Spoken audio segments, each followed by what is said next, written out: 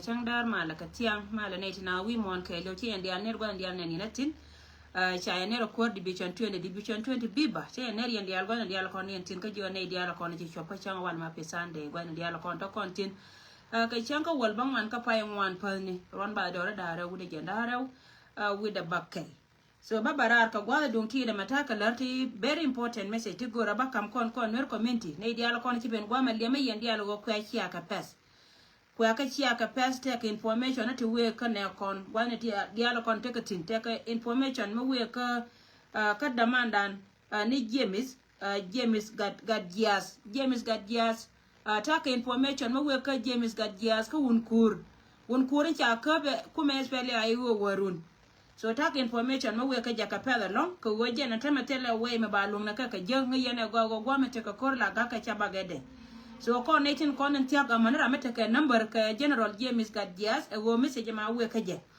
antama taro ito dane ci netin ko nan chal ka kuma SPLA aji meta pin damandan kel Michal ka manyot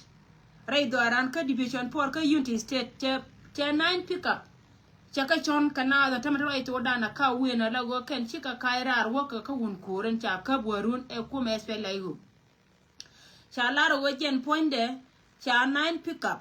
pickup tiki tiang ke deini cha ka lo nyama nyot tiki gie na tamro ito dana ka jel bika shoba la baka ka naitin konen chalke igi doaran sie ko unkur ala wo ken ba unkur ba onyo ko luja wo ken sie bika wate ka kor ko mese jeme ko la waka general and wajen bika tejena wana na tegatin mete karama tega telephone tika daira cool ke general sie te ka ni duobe de message ma chop ka jama tama ka pes lara jake ko ken yo ba ka biga te ka kor sie 9 pickup ci ga jen ka dor Michal ke Unity State wurin nan chal ka ma nyaden pay geru pul jang mete ka division 4 ala dungen kan kuma aji ci 9 pickup ci ka lo nyanta ma ito dana ka jal ka wena so information na mejen information no ngara ran gore wajen bine kon bika te ka linkin ka men ci ro lat ma worun ka won kur che kuma South Sudan den che break alright ne diana konen chal ka ji kuma South Sudan che ka break gor ka je kan go bika yimwo puje ba won kur ba nyoko lo jawa ken so rai me akel mo gwa ka kon da konen chal ka division 20 en wo bana ne kon bana ka lalar bana diala kon te ka tin bika te jena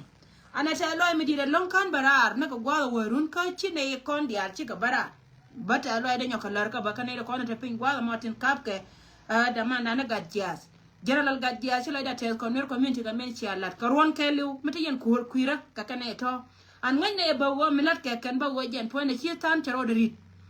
tan charo de rit mi chi tan charo de rit muno wo jen an ran mu gorje wo jen point de be ji shunga ba ka bom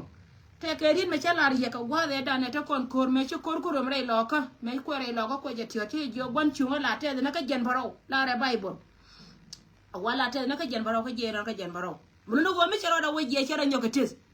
lara damanda na gadiyas kana 19 konan shawun kur sha kamra ta da gwanta yo yendi al biba so shi loida ta da lonko 19 konan nan kamel la diena waga mo da bay still en korin sha je kan worun ko wo lada lat kan je e muktab dana la muktab ayo shi kan ita goye ka je shi de ka joy gai ke ko won waga mo wa ken milat mi shi ka boda ajen gwana sha ala ka ken min tane ideal tun wannan ken daga tin tare me fa da lat ka ko be an kari zal ko na bentin ka gwada bego kuma jina ba Sudan shi gora ba ga jina ba Sudan ba ka tuka bindo la bi chene binai to wana kan bika wiye la wo bi wane general to kon tet ku ye mo kan no den jongale wani dia la kon general to kon tet weje wejen ba bay ka kelon mulo wejen yo wane tin kon ta kel ke general gad ya yo yende al biba kita lo ay da shabal na mo woro na la wo chero da lon ka barar na mo jenande go dundo wadu ja dubja wen ngai je ba wejen sai ya ba wanyan biya ta jenna ka jen meshiya ka wona ka gorna je go emisa je ma chu ka pel ku ashiya ka pes yene dia la kona to gui gwa me la wo yen ka yene ko la yen misa janam mala joga ye ku adwar ku ashiya o shi wote ka mijje ka tin tela me jen lada na mo lada wo jen misha ka no ngane de kona chal ka ji jani ging baka be no yere jam baka ba ere jam bad yen biya ka chu ko che ga bilo ngam baka shiya baka chu bane dan wol lada mo la dunya ne dia la kona to gui ka to kor amel kona me kor lada jena ma me dong dene message me we ka gatin konen chalke ji akobo e message me we ta ka appreciate on balat ke ja baden me balar kwar la kwar kur na gar yel gar goya kwa jirondim bata lo ida balar ji ke jo kate ke message me gora balar neku en go jen chalar go ka jel ti anytime ko ngene lakin te ka jo me chakul no ane ida konen chalke je jani gengi awayen goro je wo biaron moy ka martni ti la kom kan wum jel ka kamaj mete ka luang mi ga me cha kon de wadwa yeken ka pajut ulono wo jen point de wa enran mete la ji mas brodo ret bi mi ko me bi moy ka piu be ya ngodu yena wakun yena ka bi ente rap sorry yena wakun yena ka bi ente rap ko wo gwa bi ka bente no ma je mama wa wo yoriye alan wonde kwirana te ka mai ke ma kon mi je mi cha no ken charo ya mo cha lar na tin konen chal ge ji jani ging ni en go ba lar ji akobo en go yen tay jena ko jen anran arodo goro be yen gumde biya wore kor mo go en go bi ka tiamtino mo ko waben puje lar ka mo kane ken chemen che karamna ne to kono ra ji jani ging ni kane chi ka tia muno wo chi ka la ready kan te di alte pante kon te gat ne gujane te ko kor ka te ne menene chana ka bela let ka ti gor ke wajen baro maskula nan kan nyam ko ba na kula mama ken lakin tele mishala mam ngai je go wone ne an rante ki stand by dundo information ma cha barar ka ne tin kono te ko loj dino wa Sudan en go balar ji akobo wo go rodun bieni benta to biya ka yan ngodun mu biya ka yan ngodun jen poinde biran ka luonyi mu ko wa luony bugum de be yen ka ke ko wo mo ma ja mo wa ka bi ma wo je me bi mi wet chi tole che bu wore du jen ngwende wala kwiraran e ke ma kon me je ma cha no nga ken ka kwile dun e ke ma kon me je ma cha no ken ka kwile dun wa shi ma mi la doi ka ne je le ya ma je la kap ka le mi shi le shi ka wana long ala wo gor ka ne wo ken panke ni ba ga kula rol shi bi ga kula bi ne tin konen tin kap ka ke ba ga kula dor la lal ka je no muno go jen ma je mo ajen na chare la ka ken ka jen wa bi ben ka ke la wo jen chile la bombien la re je ko ba mi cheke wona ta la ire me dine jen long la re je general bol shol ya kwa rondim gar yel te ke ri dang raw to go de chila de long ri da raw to ya nga pen chiang ka tel loy ka jen la lar ka ba kel me la lar ka medan cha wo gad bor char ala lo nuer te ka kel me gel ke ken re nuari ken chiga jil ya ka ken chika arwal lakin mi chi duor lo wacha ka gai nay tin con chal ke lo ti cha dap kel ka lo la ngai ke je wona me lo che ka gai mi chi lo ne ral ke chi dor ka gai ka mi chi lo nen bit ke ate te ka me la ke ken ka bit ke na mo jen la gor ne tik tik de go ka jen mi chi dol ke wa bara la wa bara go men chi ro la rai do aran wine ne dia to wana ken kon la nye lo ka barwai ko wona community ta ne te kel ka kon ka ta ne te kel ka kon chi nyer lo ka dia cha chi ka feel shop che jen ne dia la kon chi ler ka bum ken ti gor ka jade lo pen ne rai dan kon ne kon chal ka ju ku chu te ne ti chu wakat ti gor ka je wode lo wode ka pel ka me latte ko wote yen ku chu nga ka te yen kel ka community dun lar je go cha ba nor kamra re ka mi je chia bara today ka chia lan mo gwa ka chia mor kun dia dan chi nor community lo de tel rie de na ne chi kula la dung dor me chal ka ko ba west dung dor me chal ka ko ba west nga da ne chi an ko ga rie de nan me chelar en go ga ko ba west da ka je ke dung me chal ka bul chol ya kwat ngan chulo de chwete yida nan ci lar cha lar kan akeni ne bara cha we ka bol chol ya kwai mi chunkel ka we gwan ngode je pen go jen pone de dor de ke duna maka jena wur mi chunkel we gwan chi nyo kamela je tiang gar yel doran me cha da me da ka je ke nya ike be lo ro de na cha ro be na kon gadi na ko kien ko go kon ne kon te kel kon dia ngai kon me la ro de go kuma na ma go kuma lwenga ana ra me te kel ka je chira ma la mal wije mi che we be ke la we jen ponde o were ne ne ke ajen ta de me na me chana nen ka an ko ya gai ko chika gad chen ko ka chika gad chenya antina ka kon ka da ka doran ka chika gad chenyon ka kon ko rodan kon chenya di noi ka chika gad uror county ka dio kia ka ngwan ka chika gad nyerol county antina ka doran ka jurten ko na jel kele ka mana ga nwara kon ta kele ke an chia doro go de we da ka shodo ko jin gut mi cha doran na ko ba we cha wan ka shodo I'm so proud chilo de te je de la wo ngam nya wuni ngan nya wuni ka ngan ni man wuni chenga da na china yen ka nyan ngi me cha kon din me cha ter gwa de da na yu yere jo tin me chi o te piu me chi awe wana we care na wo gwa me te ka piu me cha ga lo den yut ka da ma e ba kula la cha lo joy chine dia to wana kan tin kono ku ka me we chi ka bara to celebration la da ken linga do chilo ko te ko cha lo joy ko ja lin ka tan ne to right ba ka social media chu ka bara to ala ken chi lo ko te ba ko we cha lo joy me la nganga na ken kelia ala wo bom dun ngonga tan dor ma da dien bo me na na chi ko da kam ne to kono chal ka ji to biel mon lal ngonga ne tin kono la jinyiri ti cha no mai la ka ken chu ram kele la rin me chi ka wona ka platform de me cha linga jo mo ko wonga ye me le rode me chi a wo wi kier wo yen gwa me te ka piu cho ya lar na cha na jo kan gwa ri joy cha na jo kan gan mar joy ri da ma jana la ra ma to de la jo na kan ka joy mani me ta na te ka bida la jo na kan joy chelia ngan ma ba ko la ri jene ne gar yi doran cha ba ndore wurjanga cha kon pio jol me te cho an cha kon pio kur wai mi bi cho kon ya tie de ri ti bombo ma ti tin kon latke a gad kon re jam tie de ke yen dit lo ko tin kon jel ke wur mi chal ke ma chi wen kala ke wur mi chal ke jon lu baya ke wur mi chal ke marial galwa ke wur mi chal ke tor gang lwan ke jin pondu panjin gar yi kara de dien me che ke je me wotong li ka ken yen kwai lo ko to kon chia lo kamra re ke me jia ka yen ne ti ka yen di lo ko ba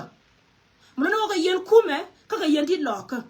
la to kon la ke gat kon to kon roi de jam che ke men chi wur nan che wa bararan chal ke taidor quiz chi lui ba men che wa barar ke ri ke to kon ngoka je re jani tin kon che wotin December te ka gat kon to ken kwa ti je kwa ka frija ken na yi je go ka ne diana kon la roi che ke la roi na te ka wuror e ka dor me chal ka kobo e ka dor me chal ke nyirol na yi je che betwa ko yen kwa gandi na ti yena te ka tie de tutin je de kontin be ka woti ti ka ken kon ba kon kule jako go mo kon je te da no woi ba kon lo jako ba ro kon lo tom te ka ti je de cha lat baba cha ti je cha kala te ngai ka jikien ko ne te to go ye ka la jang chora gad gan bal mi ci dor mi chal ke ko ba we sie da pan chora je go ye la gad gan bal we je la wur je mi cha no ma bodal an chora gad wurur mi ci dor mi chal ka ko ba we sie da changa pan chora je go ye la gad wurur we je la gad wurur mi jam mi ci ben kel ga gar ko gal wa kariya mi tek dor mi chal ke yoy so roye me kam je yen gwara dia la kon tin mut ka loy lo ka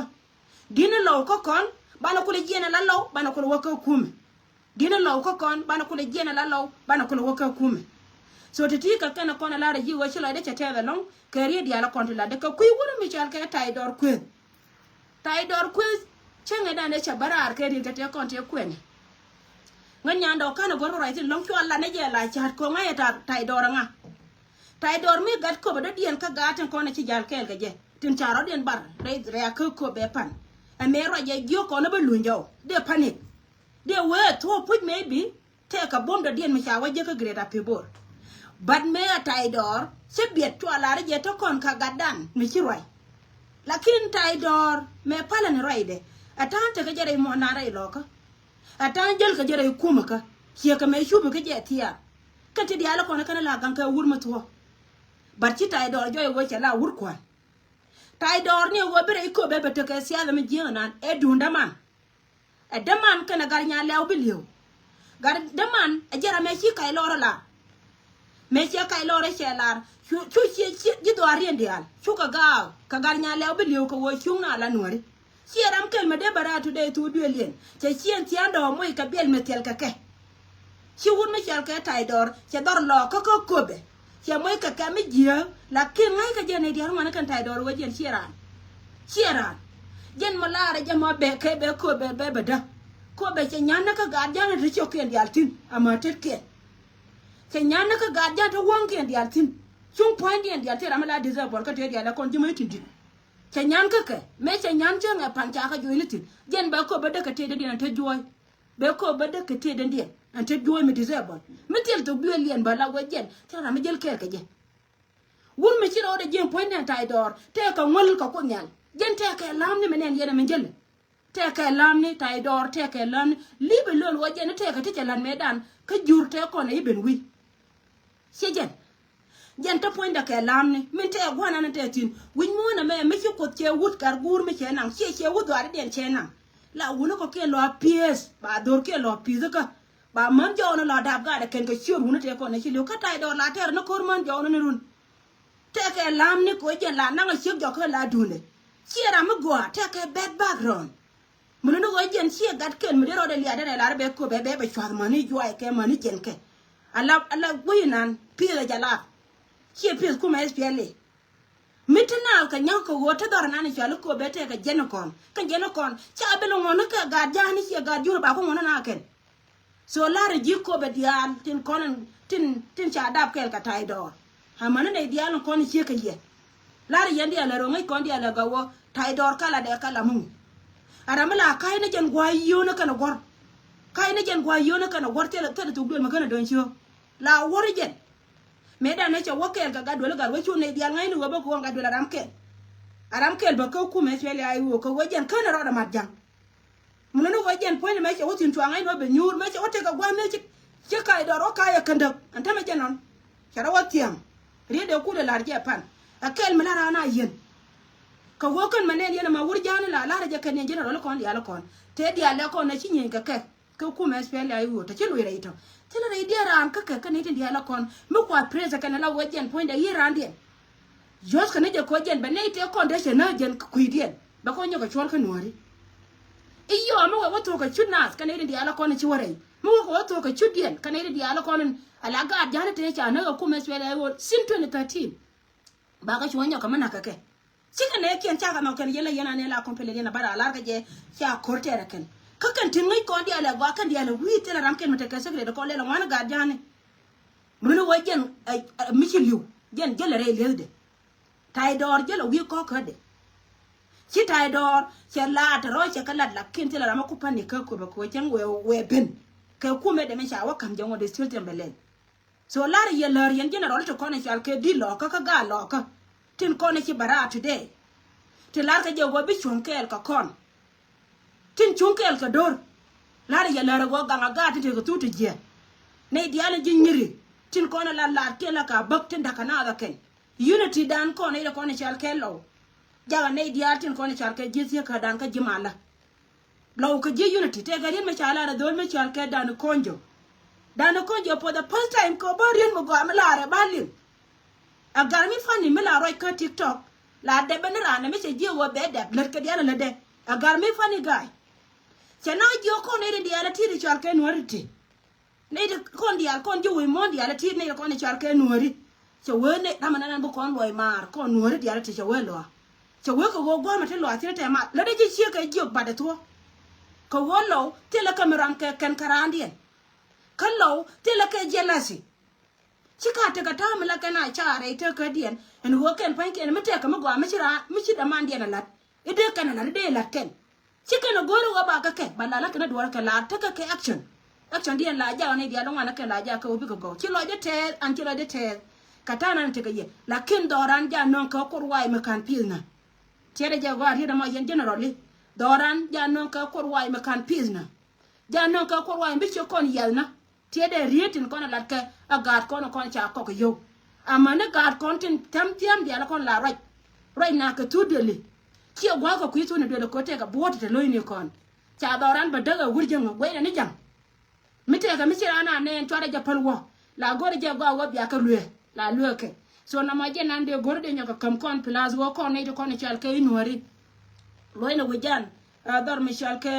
unkur ta ma chi wura ma min chal ke manyat chalo de walatin manyat de pa ina nge wur mi chal ke wur chal nga de kamen commissioner dar mi chal ke governor dar mi chal ke jongole unity state sorry ne garment twin la rana me we geri pul jang e da ne wul kon te ganga jam pul jang gulara ke ne wur mi chal ke re bim top chi guladen shi ka la dung da wo men ngota la wo te ka poinyen ta to ka chale la ngoda ka jang shejen anta me chi manyat barar me goru jide no kon wur bolle me goru kon ala bono chi bul dial mo bo an cha kaira anta me la wo che pika no dang bo wan cha ka chon ko ka nyen ka chi mani shem ramo jenaram ken mi chi kon ba parwe so ro e ma jenande gorde lar kon ka kwi ko go me la ro da gwa ba ngot kon tin kana ne to last year ne ka queen ne dia la konen chi tin cha te dien chari ken ne dia la konen chi ane promise te ne le badun go mi chi dun chi je kunai cho kamba ngoda bakene dun ken ne je ngoda still batene le badu la re yendi ala go ngona kama bana continue kala de le kon an chi ma gwa ken tema chi gwa ken wani dia la kon da continue chi ken dia la kon to te la kon e ko ken ka ken kon ji ken titi so ba dutu kono kwa chop kono gati la ka wajira muktabdan lari yendi ala yene di ala kono siati dun siari and wo mi chitu siari yala gwana la ka wach la gatin ko chia ka receipt kamete kamela agur ba wo bila lara ke boy record ba be jakane de kontin chalke jinas neku tin chigul la lara ke boy record bi lara wongan chalanga nga ka chilo de chete chi chumna mi guje wala de jaw mo da ba po word ba kam ne kon linke battelo wo bana loite ka mi ka tani ni te ko ne ki won yamen wo ba hiet ko nyoka le online lan ka pinche ka melet ko ne ka kui ko bana jal ko gan kon titi kan ko ne ngara alwang ko biya ka ka ne kon lara gadan ka general an min chilan mo go lat ka un kur lara jeta lo ya long ka lwana ke en go ka kur mo ka kerun mi je yenta ma ka 9 pickup baro da ko gara ko mara te kel ka yene diala ko go yene gwangu yene tin ko mara te kel ka ya ka bana de jerun bye for now